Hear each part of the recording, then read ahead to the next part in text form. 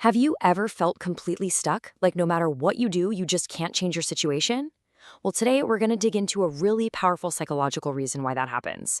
We're talking about learned helplessness and the invisible cages we sometimes build for ourselves. And let's just start with this one question, because it's going to hang over everything we talk about today. What if the cage door was open all along? So, to really get our heads around this, we have to go back to a classic. And to be honest, a pretty unsettling psychological experiment. This is the story of the escape that just wasn't. Okay, so picture this. You've got a dog in a cage. Simple enough, right?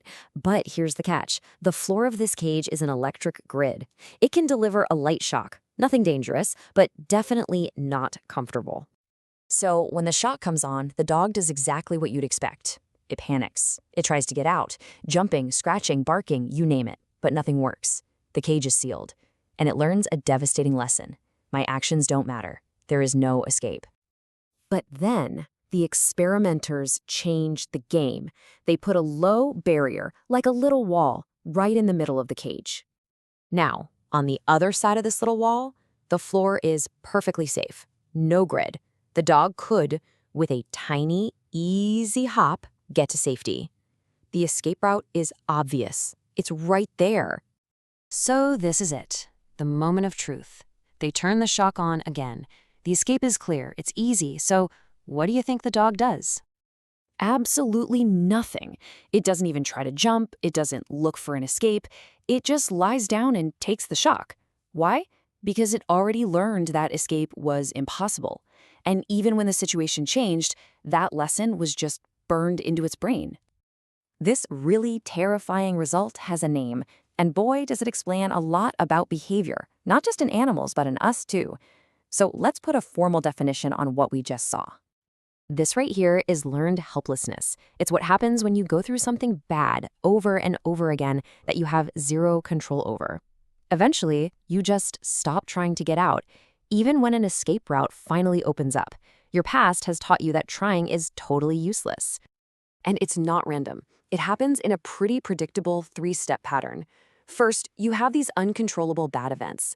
That leads to step 2, you start to perceive a total lack of control. You believe that nothing you do makes a difference. And then comes step 3. That belief turns into actual behavior. You just stop trying. It becomes your default setting. Okay, so this is a really interesting but kind of a sad story about a dog. But why does it matter to us? Well, because this isn't about the lab. This is about real life. This is about us. Seriously, the exact same psychological wiring that trapped that dog in the cage is running inside our own minds every single day. And this slide just lays out the connection so perfectly. That electric floor, the experiment, for us, that could be a toxic job, chronic stress, or an abusive relationship. And that low physical barrier, the dog wouldn't jump, for us, that's a psychological barrier. It's that voice in our head that says, don't even bother, it won't work. I mean, just let this quote sink in for a second. You are trapped not by chains, but by a psychological barrier you convinced yourself was unbreakable. Wow, the prison isn't usually an external thing. It's something we've built inside our own minds. Which brings us to this final, really critical idea, the concept of the invisible cage that we might be living in.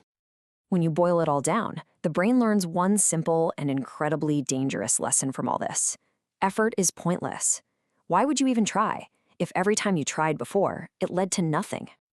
And this isn't some abstract theory. You see this in real life all the time. It looks like not applying for that new job because you got rejected a few times before. It looks like staying in a bad relationship because you've convinced yourself you can't do better. It's that deep down belief that you can't change, or just giving up on your goals because you hit a few roadblocks. So, I want to leave you with this one last thought. You know, the first step to dismantling any cage is just realizing that you're in one. So the question for all of us is, what invisible cages have we built for ourselves? And more importantly, what if the door has been wide open this entire time?